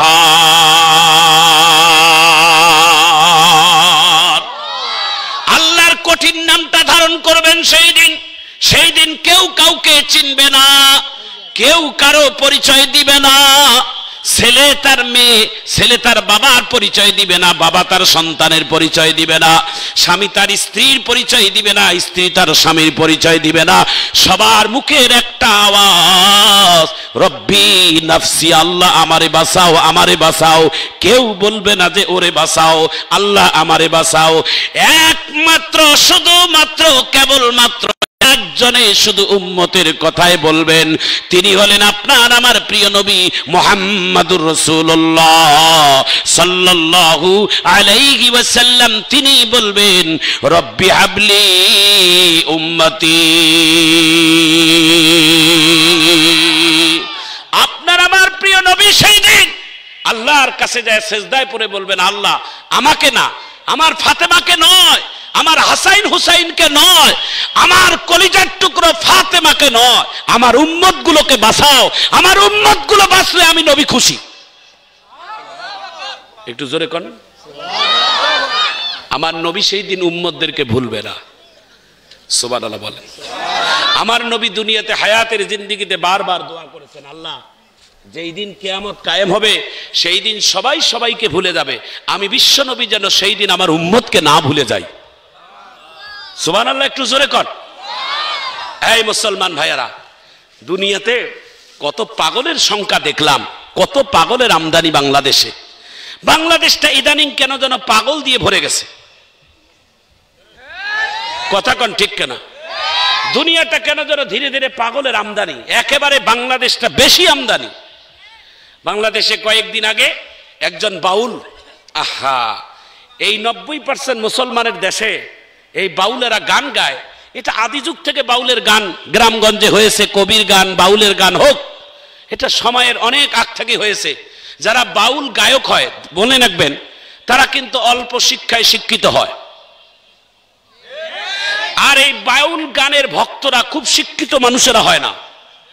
দেখবেন সিনেমা হলের নায়ক নায়িকাদের অভিনয় যারা সবসময় দেখে, তারা কিন্তু হায়ার কোয়ালিফিকেশন মানুষ না, এই মোটামুটি একটু মিডিল পয়েন্টের মানুষগুলোই এগুলো ভক্ত বেশি হয়।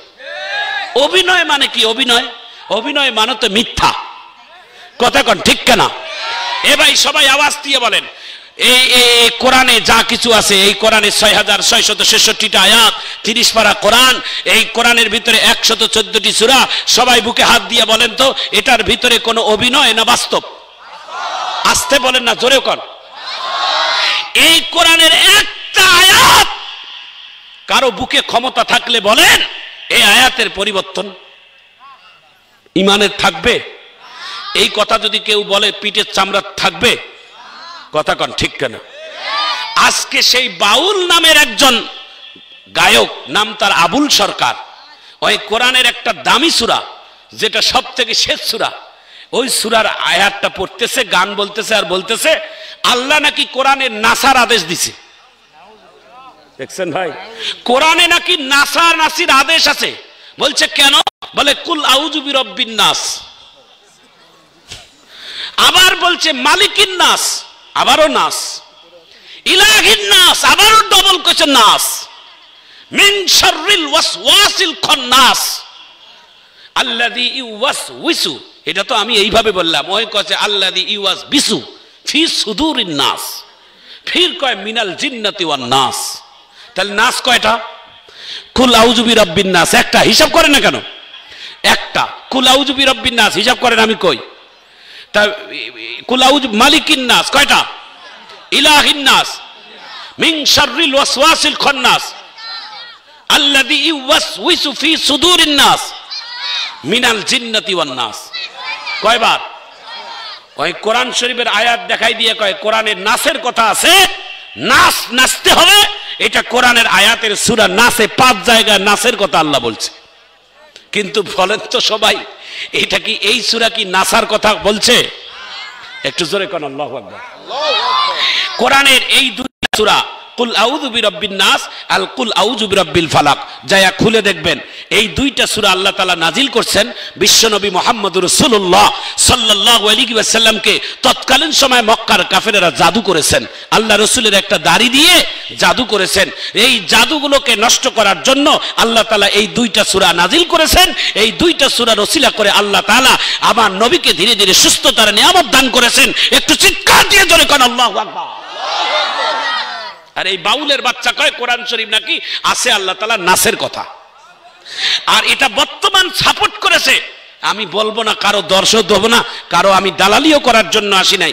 তবে একটা কথা বলবো, আমরা যে দলের মানুষে হোক না কেন, সে যত বড় নেতা হোক, আর শেখ হাসিনাই হোক, আর খালেদা জিয়াই হোক, আর জামাতের আমির হোক, আর জাতীয় পার্টির নেতা হোক, আর ইসলামী আন্দোলনের নেতা হোক, যারা ইসলামের বিপক্ষে কথা বলবে, আমরা হক্কানি উলামায়ে কেরামরা তাদের প্রতিবাদ জানাবো। কথা বলেন ঠিক কিনা?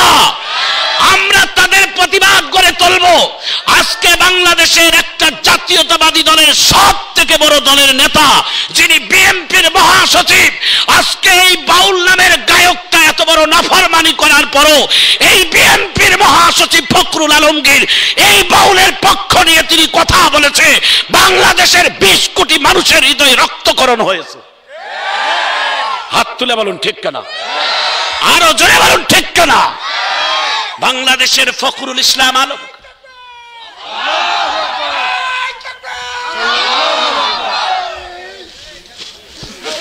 বাংলাদেশের এই কোরআনের মাহফিল থেকে আমরা তার প্রতিবাদ জানাই যে আপনি ভালো করে শোনেন, আপনি জানেন যে তিনি কি কথা বলেছে।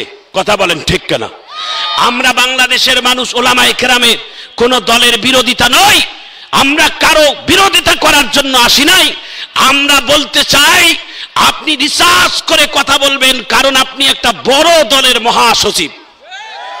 কথা বলেন ঠিক কিনা? কারণ আমরাও তো আপনাদেরকে অনেক ভালোবাসি। কথা কোন ঠিক কিনা? বেজার হচ্ছেন? একটু জোরে বলেন, কথা বলা দরকার আছে না নাই? জোরে বলেন আছে না নাই? এই বাউলের বাচ্চা কি বলছে জানেন? আর একটু দুই একটা শোনাই। সে বলছে আল্লাহর নাকি এক মুখে দুই কথা। কথাটা শোনেন, আল্লাহর নাকি এক মুখে দুই কথা। আল্লাহর নাকি মুখ না হুক, আল্লাহর নাকি আগাও নাই, আল্লাহর নাকি পাছাও নাই, আল্লাহর নাকি কথায় কোনো আগাগোড়ায় নাই। এগুলো এই বাউলের বাচ্চা গানের মধ্যে তালে তালে এই তোতলা বাজায় আর এইভাবে টুং টুং করে মানুষের কাছে কয়। ওর আবার হেকারি দেওয়ার জন্য মাঝখানে একটা ভক্ত আছে, কয় সুবহানাল্লাহ। কথা কন ঠিক কিনা? এগুলোর সাপোর্ট যারা করবে তারাও নাফরমান। কথা কন ঠিক কিনা? ইসলামের বিদ্বেষী যারা, তারা কাফের। আল্লাহকে নিয়ে ইতিপূর্বের কোন নাস্তিকেরাও এমন খারাপ মন্তব্য করে নাই যেই মন্তব্য বর্তমান সময়ের নাফরমানেরা করতেছে। এদের প্রতিহত বাংলার জমিনে করার দরকার আছে না নাই? কারা কারা একমত হাত তুলে দেখান, দেখান। এই যুবক ভাইয়েরা হাত তুলেন, দুই হাত উঁচু করে আল্লাহু আকবার বলে দেখান। দুই হাত উঁচু করে একটু আল্লাহু আকবারের তাকবীর দেন। জোরে বলেন আল্লাহু আকবার। ভাইজান আমার, বান্দার বন্ধুরা আমার, বাংলাদেশের আলোচিত সমালোচিত একজন বক্তা, নাম তার মুফতি গিয়াসউদ্দিন আত-তাহিরি। বিভিন্ন মানুষ তার ভক্ত। লোকটার চেহারাও ভালো, কণ্ঠও ভালো, কিন্তু ছেলেটা বেদাতি। কথা কন ঠিক কিনা? এই জন্য কথাটা বললাম, শুনে নেন। আজকে বাংলাদেশের এই তাহিরি নামের ছেলেটা একটা লাইফের মধ্যে জানিয়ে দিয়েছে বাংলাদেশের প্রায় 300 আসনেই নাকি ইলেকশন করবে। তো সাংবাদিকেরা ডাক দিয়া বলেন, তাহিরি ভাই, আপনি তো বাংলাদেশের একজন বড় ভাইরাল বক্তা, আপনার নাম শুনলে সবাই দেখার জন্য আসে, কারণ আপনি তাহিরি বললে, আপনাকে বললে মানুষ এক ডাকেই ছেড়ে। তা আপনি এবার কোরআনের মাহফিল বাদ দিয়ে ইলেকশনের মাঠে কেন আসলেন? বলে আমি সুন্নি সম্প্রদায়ের পক্ষ থেকে আমি ইলেকশন করব। ভালো কথা, তাহলে আপনার মার্কাটা কি? আপনার মার্কাটা বলেন। তিনি একবারে এক বাক্যে বলেছেন, আমার মার্কার নাম হচ্ছেন জিলাপি। ওর মার্কার নাম কি? একটু জোরে কন, আরো জোরে। পাগলা তিতা মেটা বোঝে না, পাগলার জিলাপি দিও না। যে পাগলার সেন্স নাই ও পাগলার জিলাপির মিষ্টি কেমনে বুঝবে? কথা কন ঠিক কিনা? বাংলাদেশে এত মার্কা আছে, তাহিরির মার্কা নাকি জিলাপি মার্কা? জিলাপি কি সোজাসুজি না পেঁয়াজ? একটু জোরে কর, জিলাপি কি সোজাসুজিটার মজা না পেঁয়াজ? এমন পেঁয়াজ, জিলাপির পেঁয়াজ খোলাই মুশকিল। কথা কন ঠিক কিনা? আজকে এই তাহিরি নামের বক্তা, তার মার্কা হলো জিলাপি মার্কা। ভোট দিবেন? কারা কারা দিবেন হাত তুলে দেখেন। একটাও ভোটার নাই। আল্লাহু আকবার, একটু জোরে করেন আল্লাহু আকবার। এই জন্যই তো আমি বেছে ফেলেই বললাম, আমার বিরল থানার মানুষেরা ইসলাম প্রেমিক মানুষ, এদের কাছে কোনো বেদাতি কোনো ভণ্ডামি এই বিরল থানায় জায়গা নাই। বিরল থানা হচ্ছেন হক্কানি ওলামায়ে কেরামদের জায়গা। কথা বলেন ঠিক কিনা? এই বিরল থানার ওলামায়ে কেরাম, আপনাদের কাছে এই ভাইগুলোকে আমানত রেখে গেলাম। আমাদের এই সাধারণ ভাইগুলো আপনার ইসলামকে খুব ভালোবাসে। এখানে অনেক ভাই আছে, তারা ওলামায়ে কেরামকে বিশ্বাস করে, ওলামায়ে কেরামকে ভালোবাসে জীবনের থেকেও। আপনাদের এই বিরল থানার আলেম ওলামাদেরকে আমি অনুরোধ করে যাই, এই সমস্ত যুবকদেরকে আপনারা ভালোবাসায় আগলাই রাখবেন। এরা ইসলামের পক্ষেই থাকবে, ইসলামের বিপক্ষে যারাই কথা বলবে এদের কাছে নিয়ে শক্তি নিয়ে আমরা মাঠে নামবো, আমরা তাদের সামনে নিয়ে কাজ করবো। জোরে বলো ঠিক কিনা? আল্লাহ যেন কবুল করেন, একটু আমিন কর। আজকে সেই বাংলাদেশের তাহিরি নামের এই ভণ্ড সেই বাউলের পক্ষ নিয়েছে। নাউজুবিল্লাহ। যারা অপরাধ করবে তাদের সাজা পাইতেই হবে, অপরাধীদের সাজা বাংলার জমিনে হবেই হবেই। জোরে বলুন ঠিক কিনা? আজ হোক আর কাল হোক, অপরাধীদের সাজা বাংলার জমিনে চাই। কারা কারা চাই একটু হাত তুলে আল্লাহু আকবার বলে দেখাই। একটু জোরে কোন আল্লাহু আকবার। ভাইজান আমার, বন্ধুগণ আমার, টুপি থাকলে, পাগড়ি থাকলে, পাঞ্জাবি থাকলে শুধু ইমানদার ভাবা যাবে না। ইমানদার হলো ভিতরে একটা পার্সোনাল ব্যাপার। ইমান কিন্তু বাহিরে দেখা যায় না, ইমান একটা পার্সোনাল ভেতরের জিনিস। আল্লাহ তাআলার কোরআনে বলছেন, আমিনু কামা আমানান নাস। ইমান আনো, এমন ইমান সাহাবায়ে কেরাম যেমন ইমান এনেছে তেমন ইমান আনো, জীবন চলে যাবে। সাহাবায়ে কেরামেরা ইমান কোনোদিন তাদের দিল থেকে বিদায় দেয় না। এই মাইক তোর সাউন্ডটা টেনে নিচ্ছে, দেখ দেখ, টানতেছে আমার গলা।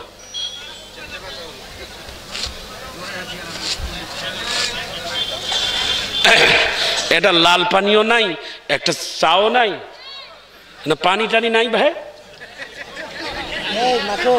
মেশিন চললে না পানি টানি দেওয়া লাগে না? মারহাবা কর, একটু জোরে কর মারহাবা। এ ভাইয়েরা, আমার পরে যিনি বক্তা আছে উনি জানেন না, উনি আমার থেকে 100 গুণ ভালো বক্তা। মারহাবা কর। আবেদ আলী ফারুকি আমাদের উত্তরবঙ্গের কৃতি সন্তান, রংপুরের সন্তান, ভালোবাসার মানুষ, অনেক বড় একজন আলেম। তার কণ্ঠের থেকে আপনারা কোরআনের তাফসীর শুনবেন, কেউ বেয়াদবি করবেন না। একটু চিৎকার দিয়ে জোরে করেন আল্লাহু আকবার। জোরে বলেন, জোরে বলেন আল্লাহু আকবার। আমার ভাইজান, আমার বন্ধুগণ, একটু দিলটা নরম করে দেন। আমি কথাটা বলেই আমার আলোচনা আমি শেষ করব, অল্প সময় আছে আমার আলোচনার। একটু আমিন বলেন। মুমিন যারা, ইমানদার যারা, তাদের জীবন দিবে, ইমান বিক্রি করবে না। এটা ইমানদারের একটা ইমানের লক্ষণ। কথা কন ঠিক কিনা? প্রিয় ভাইয়েরা আমার, প্রিয় বন্ধুরা আমার, নবীর একজন সাহাবীর ঘটনা আমি 2-3 মিনিটে বলবো। ইমানকে মজবুত হওয়ার লক্ষ্যে এই ঘটনাটা শুনে আপনারা দিলটা নরম করবেন। একটু চিৎকার দিয়ে জোরে কর আল্লাহু আকবার। নবীর একজন সাহাবী, নাম হযরতে খাব্বাব রাদিয়াল্লাহু তাআলা আন। নবীর আরেকজন সাহাবী নাম হযরতে উমার রাদিয়াল্লাহু তাআলা আন। হযরত উমার আর হযরতে খাত্তাব মসজিদে নববীতে একসঙ্গে ট্যাক লাগাইয়া তারা আল্লাহর ইবাদত করতেছে। আল্লাহর ইবাদতের পাশাপাশি হযরত উমর হযরত খাব্বাব রাদিয়াল্লাহু তাআলা আনহুকে ডাক দিয়ে বলে, খাব্বাব, তুমিও কালেমা পড়ছো, আমিও কালেমা পড়ছি, তুমিও ঈমান এনেছো, আমিও ঈমান এনেছি, তো দুইজনের ঈমানের কথা তুমিও একটু বলো, আমিও একটু বলি।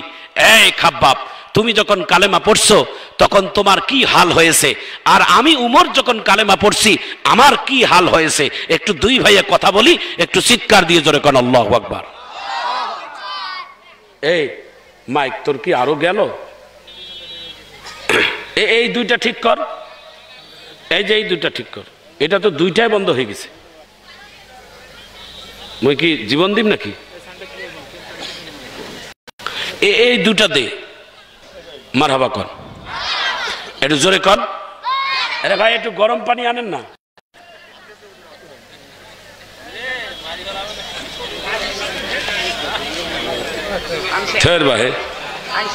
খালি ওয়াজে শুনেছেন আর সুবহানাল্লাহ কয়েছেন, বক্তা মরুক এটা চান আপনারা?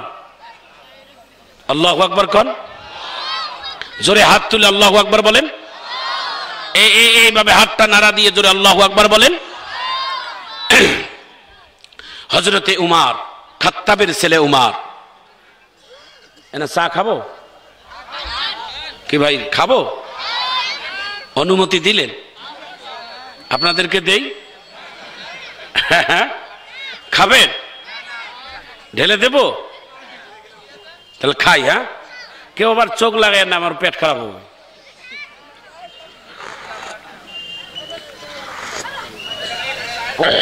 মারহাবা কর, একটু জোরে কর মারহাবা।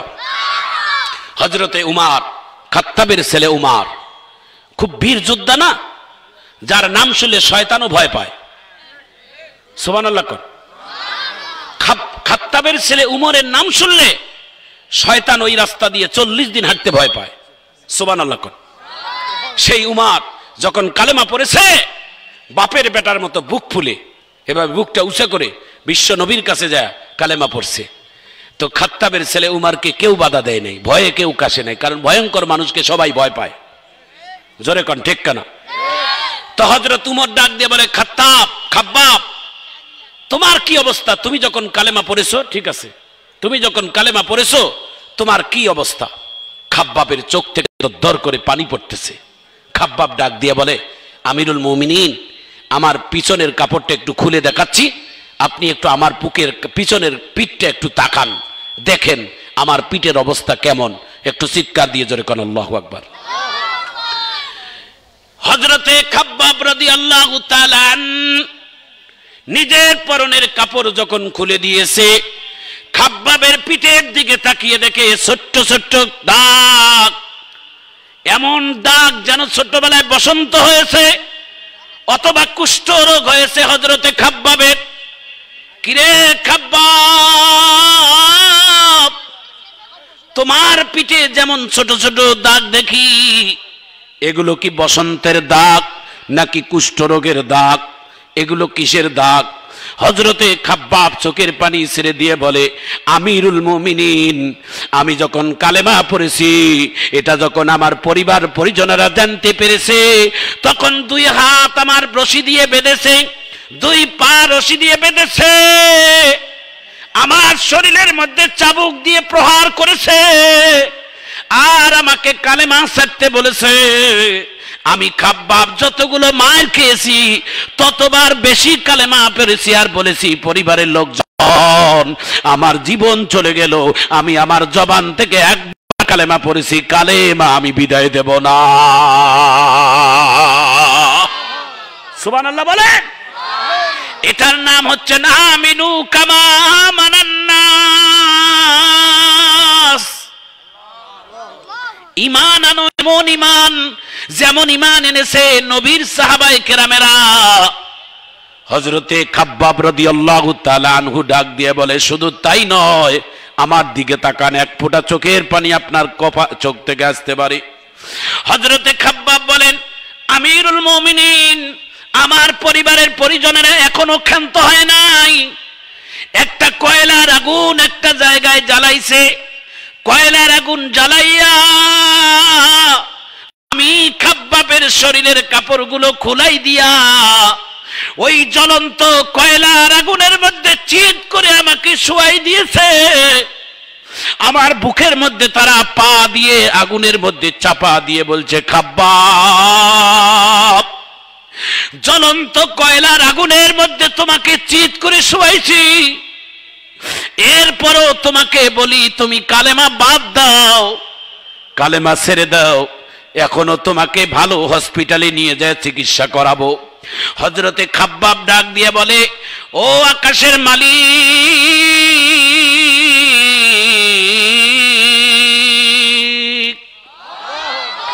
এই সাধারণ কয়লার আগুন আমাকে জ্বালাইয়া ওরা আমার জবান থেকে কালেমা নড়াই নিতে চায়। মালিক, এই কালেমার জন্য দুনিয়ার সাধারণ কয়লার আগুন আমি সহ্য করতে পারবো। আপনার কাছে আমার দোয়া, জাহান্নামের আগুনে এই খাব্বাবকে আপনি জ্বালাইয়েন না। আল্লাহু আকবার বলেন। এটার নাম হলো ঈমান, এটার নামে হচ্ছে আমিনু কামা আমানান নাস। জোরে কোন আল্লাহু আকবার। খাব্বাব রাদিয়াল্লাহু তাআলা আনহু ডাক দিয়ে বলে, ও গো উমার, আমাকে কয়লার আগুনের মধ্যে চিৎ করে শোয়াইছে, আমার শরীর থেকে গোস্তগুলো চিরকে চিরে তখন এই আগুনের মধ্যে পুড়ে পাষ্ট হতেছে, পুড়তেছে, চর্বিগুলো পুড়তেছে। আল্লাহর কসম করে বলি রে উমর, যখন আমার শরীর থেকে আমার গোস্তগুলো খসে খসে আগুনের মধ্যে পুড়ে যায়, তখন আমার শরীরের গোস্ত থেকে আমার আল্লাহর কালেমার জিকির বাহির হয়েছে। ইমানদারের এমন ইমান, এরে বিরল থানার ভাইয়েরা, জীবন যদি দিতে হয় দিয়ে দেব, জেলখানাও যদি খাটতে হয় খাটতে রাজি আছি, তবুও আমরা অন্যায়ের কাছে কারো কথায় আমরা ভয় পাবো না, ইনশাআল্লাহ বলেন। কারো হুমকি ধমকিতে আমরা ভয় পাবো না, কারণ আমাদের সংবিধান হচ্ছেন আল্লাহ। এই কোরআন, এই কোরআন আমাদের জীবন বিধান। এই কোরআন খুলবো, কোরআন পড়বো, আমরা জীবন গড়ব এবং কোরআন মোতাবেক আমল করব। এই কোরআন আপনার আমার জন্য সাফায়াতকারী করবে, সুপারিশকারী করবে। এই কোরআন আপনাকে আমাকে আল্লাহর জান্নাতে পৌঁছায় দিবে। জোরে বলেন আমিন। এই কোরআন, যে কোরআনটা আপনাদের সামনে আমি নিয়েছি, এই কোরআন কিয়ামতের ময়দানে সুপারিশ করবে আপনার আমার জন্য। আমরা কেউ আপনাকে সুপারিশ করব না, সবাই ভুলে যাব। যত বড় বড় কথা বলি, যত মিষ্টি কথা বলি, সবাই একদিন না একদিন ভুলে যাব, কিন্তু আল্লাহর কোরআন আপনাকে ভুলবে না। কথা কোন ঠিক কিনা? এই কোরআনের পক্ষে আমরা যতদিন হায়াত থাকবে, যতদিন এক ফোঁটা রক্ত থাকবে, যতদিন এই পৃথিবীতে বেঁচে থাকবো, কোরআন পড়বো, কোরআন মানবো, কোরআন বুঝে আমল করব, ইনশাআল্লাহ বলে। এটা ছোট্ট কথা বলেই আমার আলোচনা আমি সমাপ্তির দিকে যাই। এই কোরআনটা সকলের বাড়িতে আছে না নাই? এটা জোরে বলেন আছে না নাই? এই কোরআনটা কার বাড়িতে নাই এমন একটা লোক হাত তোলেন। মুসলমান হিসেবে কোরআনটা সকলের বাড়িতে আছে, এটা আমার জানা আছে, আছে না নাই? এই কোরআনটা যাদের বাড়িতে আছে একটু খালি আমার দিকে তাকান। এই কোরআনটা শুধু যত্ন করে আলমারিতে রাখার জন্য আল্লাহ আপনাকে আদেশ দেয় নাই। এই কোরআনটা শুধু মানুষ মরলে যাইয়া কোরআনটা খুলে তেলাওয়াত করতে মৃত্যু ব্যক্তির বাসে, এটার জন্য আল্লাহ নাজিল করে নাই। এই কোরআনটা শুধুমাত্র কোরআনটা মুখস্থ করে হেফজ করে আন্তর্জাতিক হাফেজ হব, এটার জন্য আল্লাহ তাআলা নাজিল করে নাই। এই কোরআনটা জীবন্ত মানুষের জন্য নাজিল করেছে, মৃত্যু ব্যক্তিদের জন্য নয়। কথা কোন ঠিক না? এই কোরআনে আল্লাহ তাআলা জীবন্ত মানুষ যারা হায়াত আছে তাদের জন্য কোরআন। অনেক মানুষ মারা গেলে কোরআন যাইয়া লাশের কাছে যায়, আলহামদুলিল্লাহি রাব্বিল আলামিন আর রহমানির রহিম মালিকি ইয়াউমিদ্দিন ইয়াকা না'বুদু ওয়া ইয়াকা নাস্তাঈন ইহদিনাস সিরাতাল মুস্তাকিম। কথা কোন? মানুষ মারা গেলে এটা একটা কালচার হয়েছে ভাই। মারা যাওয়ার সঙ্গে সঙ্গে গোসল হয়েছে নাই হয়েছে, চতুর্পাশে কোরআনটা পড়ায় শুরু করে দিছে। এই যে কোরআন পড়ে এই মাইয়াতের কি লাভ হবে? কি লাভ, কি করলেন আমাকে বুঝান। যে লোকটা নামাজ পড়ে নাই, যে লোকটা গোসল করে নাই, যে লোকটা রোজা রাখে নাই, যে লোকটা ইসলাম মানে নাই, ওকে যদি এই বিরল থানা কেন সারা দিনাজপুরের কোরআনের হাফেজ গুলোকে যদি ঘেরাও করে নিয়ে তেলাওয়াত করান, একটা চুল পরিমাণ কোনো উপকার হবে না, হবে না, হবে না। এখানে ওলামায়ে কেরাম আছে, শুনেন, এটা মানবিক কারণে মাদ্রাসা এটা করে মানুষ। কথা কোন ঠিক কিনা? আপনি নামাজ পড়বেন না আর আমি কোরআন পড়ে আল্লাহর জান্নাতে নিয়ে পৌঁছাই দেব? আপনি নামাজ পড়বেন না আর আপনার জন্য দোয়া করে আমার মতো আবুল কাসেম সরকার দোয়া করে জান্নাত পৌঁছাবো? কোন হাদিসে পেয়েছেন? কোথায় পেয়েছেন? বেনামাজিদের জন্য 1000 আলেম যদি দোয়া করে, কারো দোয়া আল্লাহর কাছে কবুল হবে না, কবুল হবে না। চিৎকার দিয়ে জোরে বলুন ঠিক কিনা? আল্লামা শেখ সাদী রহমতুল্লাহ আলাইহি বলেছেন, একটা কুকুর যদি কোনো পাত্রের মধ্যে মুখ লাগায়, এই হাদিসটা শোনার পর আল্লাহু আকবার বলবেন, একটা কুকুর যদি কোনো পাত্রের মধ্যে মুখ লাগায়, এটা মাটি দিয়ে 7 বার ধৌত করলে ওই প্লেটটা পরিষ্কার হয়। কিন্তু একটা বেনামাজি যদি কোনো নামাজির প্লেটে মুখ লাগায় খায়, ওই নামাজির প্লেটটা কোনোদিন 70টা ধুলে দিলেও পবিত্র হয় না। রাসূল করিম সাল্লাল্লাহু আলাইহি ওয়াসাল্লামের এই হাদিস, এটা শোনার পর আল্লাহু আকবার বলবেন, এটাই শেষ কথা। রসুলের থেকে আদর্শ, রসুলের থেকে ভালো মানুষ এই পৃথিবীতে কেউ আছে? জোরে বলেন, জোরে বলেন। এই বিরল থানার যুবক ভাইয়েরা শেষবারের মতো বলেন, বিশ্ব নবীর থেকে সুন্দর মানুষ, বিশ্ব নবীর থেকে ভদ্র মানুষ এই পৃথিবীতে কেউ আছে? সেই বিশ্ব নবী মুহাম্মদ রাসূলুল্লাহ সাল্লাল্লাহু আলাইহি ওয়াসাল্লাম আদেশ করেছেন যে তোমাদের ঘরে একটা ঘরের দরজায় লাঠি রাখিও, লাঠি ঝুলাই রাখিও। লাঠিটা দিয়ে কি কুকুর মারার জন্য, সাপ মারার জন্য, শত্রু মারার জন্য? না না, বলছে কে মারবা? এই লাঠিটা কাকে মারবা? এই লাঠিটা প্রতিদিন তেল মাখবা 5 বার। এই ভাই আপনাকে বলছি, এই লাঠি তোমার আমার প্রত্যেকটা ঘরের দুয়ারে বাঁধা থাকবে, ঝুলানো থাকবে, ঘরের দুয়ারে ঝুলা থাকবে। কেন? এই লাঠিটা দিনে রাতে 5 বার কাজ হবে। কি কাজ? আমি পরিবারের মাথা, আমার পরিবারের স্ত্রী যদি নামাজ না পড়ে, এই লাঠি দিয়েই নামাজ পড়াবো। ঠিক কিনা বলে? আমার ছেলে মেয়েরা যদি নামাজ না পড়ে, এই লাঠি দিয়ে আদেশ করব নামাজের জন্য। কারা কারা একমত? হাত তুলে দেখান তো দেখি। আল্লাহু আকবার বলেন, আল্লাহু আকবার বলেন। বিরল থানার ভাইয়ারা, আপনাদের কাছে আমি অনুরোধ করে যাই, আপনারা যদি নামাজ পড়েন, আপনার স্ত্রী যদি নামাজ না পড়ে, এ ভাই শোনেন, আপনি তাবলীগের 10 চিল্লা দিয়েছেন কিন্তু আপনার স্ত্রী নামাজ পড়ে না, আল্লাহর কসম করে বলি, একটা বেনামাজির হাতে যারা রান্না খায়, তার 40 দিনের ইবাদত আল্লাহ তাআলা নষ্ট করে দেয়। আমাদেরকে দাওয়াত করে আপনারা মাহফিলে আনছেন, আপনারা যদি বেনামাজির বাড়িতে খাওয়ান, দায়ী আপনারা, আমরা না। কি সভাপতি সাহেব?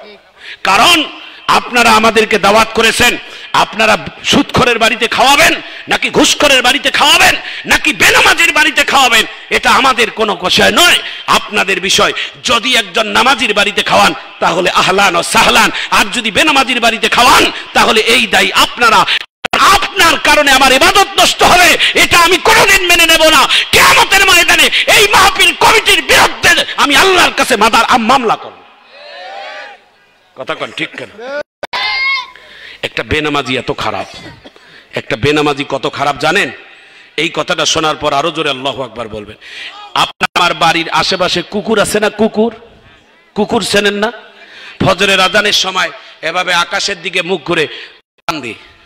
কথা কোন ঠিক কিনা? এরা আকাশের দিকে তাকাইয়া কুকুর কান্দে। বলে কুকুর কেন কান্দে? কিছু মানুষ বলে দেশে ভূমিকম্প হবে, দেশে গন্ডগোল হবে, এই জন্য কান্দে। কিন্তু না, এই জন্য কাঁদে না। কুকুর কাঁদে এইভাবে, কি জন্য জানেন? শোনার পর আল্লাহু আকবার বলবেন। কুকুর বলে, আল্লাহ, আমি তো নিজেই একটা নিকৃষ্ট জানোয়ার, আমি যেন ফজরের নামাজের পরে কোনো বেনামাজির মুখ না দেখি, আমি যেন একটা নামাজির মুখ দেখতে পাই। জোরে আল্লাহু আকবার কর না কেন? এ ভাই, একটা নিকৃষ্ট কুকুর কি বলে জানেন?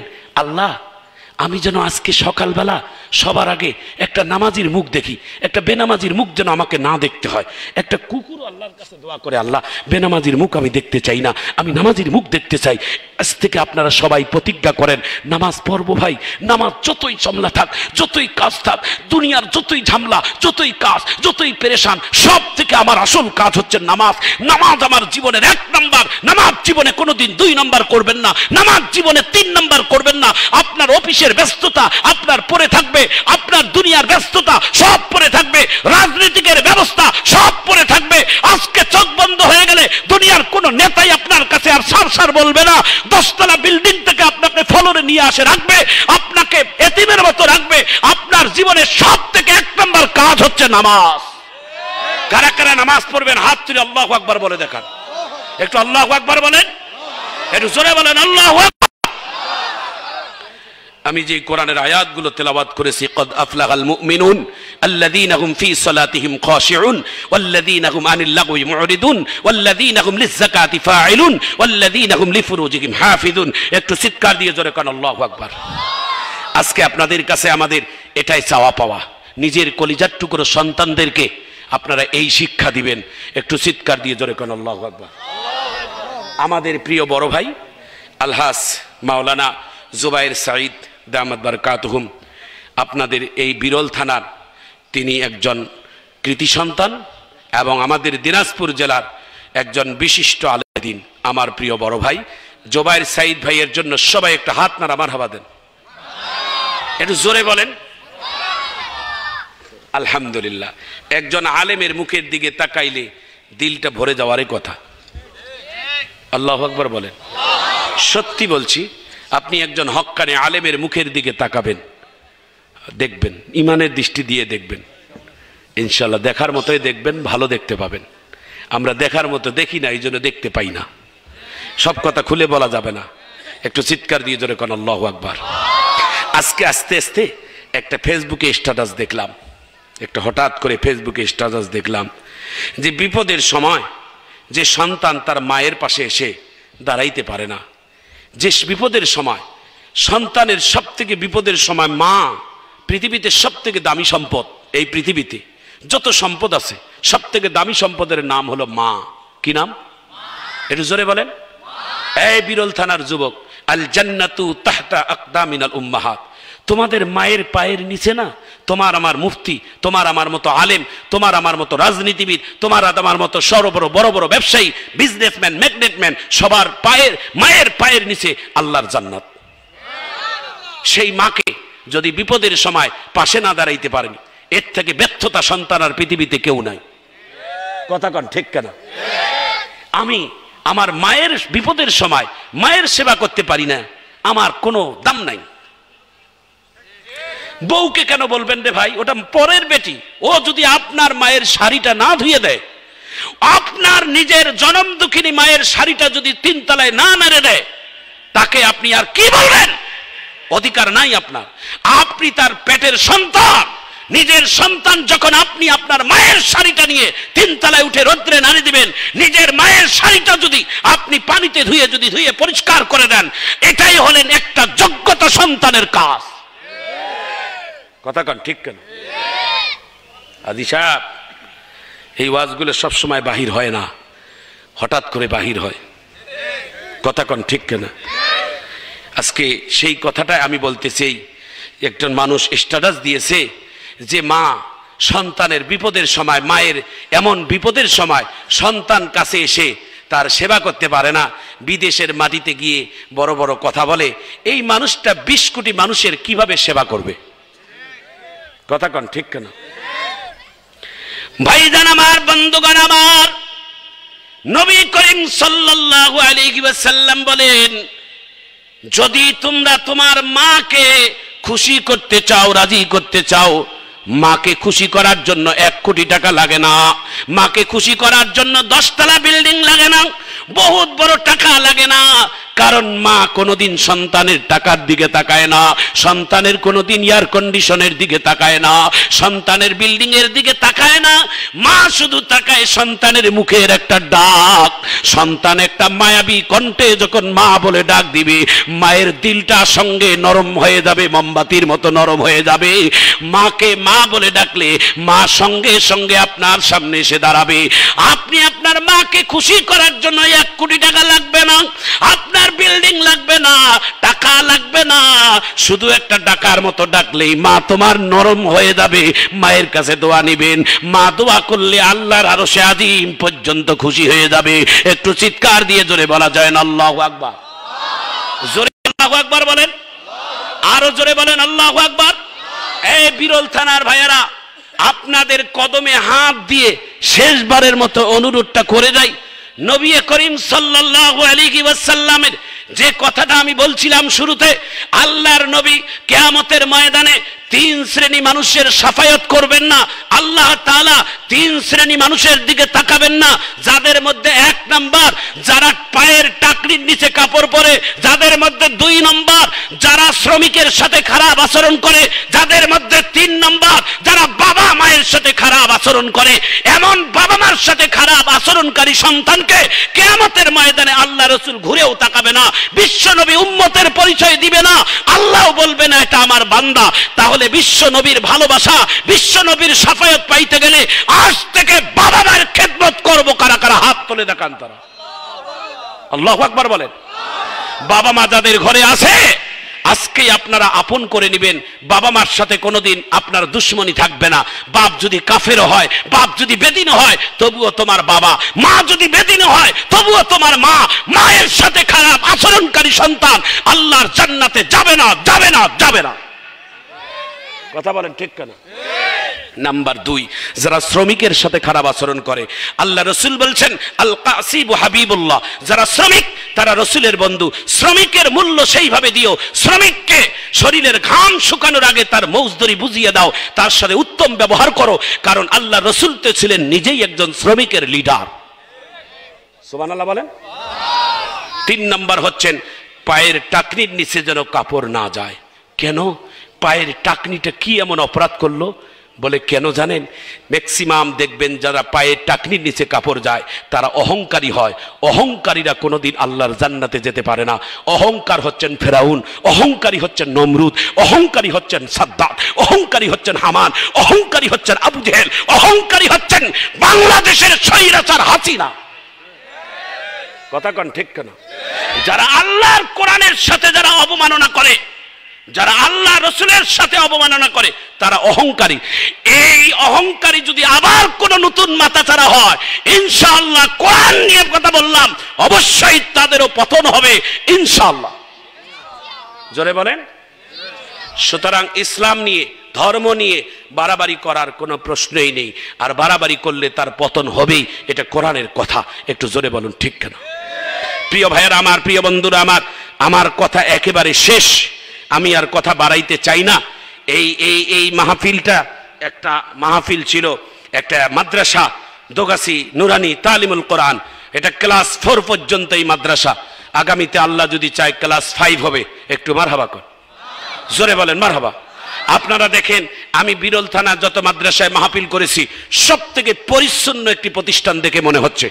প্রতিষ্ঠান পিছনে সামনে মাঠ, ঈদগাহ মাঠ, গেট সুন্দর, মাঠ একটা সুন্দর পরিবেশ, চতুর্দিকে বাউন্ডারি, একটা সুন্দর মনোরম পরিবেশ। বোঝা যায় এই কমিটিটা পরিচ্ছন্ন, এই যার কারণে আল্লাহ তাআলা এই প্রতিষ্ঠানকেও পরিচ্ছন্ন বানাচ্ছেন। একটু আমিন কর। এই মাদ্রাসার জন্য সবাই দোয়া করবেন। কারা কারা দোয়া করবেন আমিন বলেন? সবাই দোয়া করবেন তো?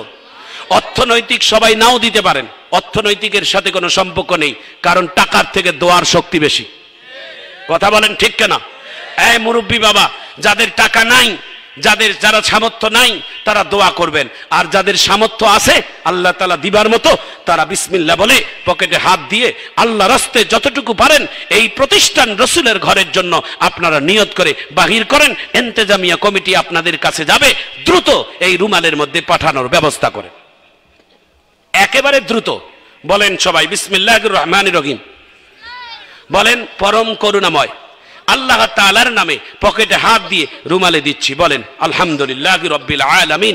আমাদের প্রিয় বড় ভাই, উনি শুরুতে 1000 টাকা দিলেন। একজন আলেম মানুষ, আলেমের দানের বরকত আল্লাহ যেন দান করেন, আমিন বলেন। একটু জোরে বলেন আমিন। আমার মনে হচ্ছে আল্লাহ তাআলা আজকে বারাকা দান করবেন। একজন আলেমের দান দিয়েই শুরু করলাম, আলহামদুলিল্লাহ। সভাপতি সাহেব আপনিও আলেম, হ্যাঁ? আমার ভাই আলহামদুলিল্লাহ, এরশাদ মোল্লা আলহামদুলিল্লাহ। আমার জুবায়ের ভাইয়ের পাশে বসা আমার ইরশাদ ভাই, উনিও 2000 টাকা দিলেন। একটু মারহাবা কন, একটু জোরে কন। কিরে ভাই আপনারা একটু মারহাবাও জোরে দেন না? 2000 3000 পেয়ে গেলাম। সভাপতি মহোদয় আলেম মানুষ, উনিও দেন। সভাপতি সাহেব দেন, মারহাবা কন দেখেন। এ ভাই কথা বলেন না কে? ইন্তেজামিয়া কমিটির লোক কই? আর এই মাহফিলের, এই মাদ্রাসার সভাপতি, সেক্রেটারি, কোষাধ্যক্ষ কারা কারা? হাত আসেন, তাড়াতাড়ি আসেন, সময় অল্প। আলহামদুলিল্লাহ, মাশাআল্লাহ। আজকের মাহফিলের সভাপতি হাফেজ মাওলানা আফসারুল হক, আমার ভাই, বড় ভাই, আমাদের মাথার তাজ, তেনার জন্য মারহাবা দেন। পাশের মধ্যে মাদ্রাসার সেক্রেটারি, মোটা তাজা লোক, টাকাওয়ালা লোক, তিনি সব থেকে বেশি বড় ফান্ড দিবেন, কি কথা বলেন? কি ভাই কথা বলেন না কেন? আমাদের এই সেক্রেটারি মহাদয়ের জন্য সবাই একটা হাত নাড়া মারহাবা দেন, একটু জোরে বলেন না কেন? নারায়ে তাকবীর দেন, সেক্রেটারি সাহেব দেন, থুইয়ান না পকেটে যা আছে দেন। আল্লাহু আকবার। 1000 টাকা দিছে, খুশি আছেন? 10-এর লাঠি 1-এর বোঝা, খুশি মনে যারা দিবে এটাই 1 লাখ টাকা। কি কর না মানুষের ওই ঠিক ঠিক, তার মানে ওই দিবে না, বুঝে পাইছো?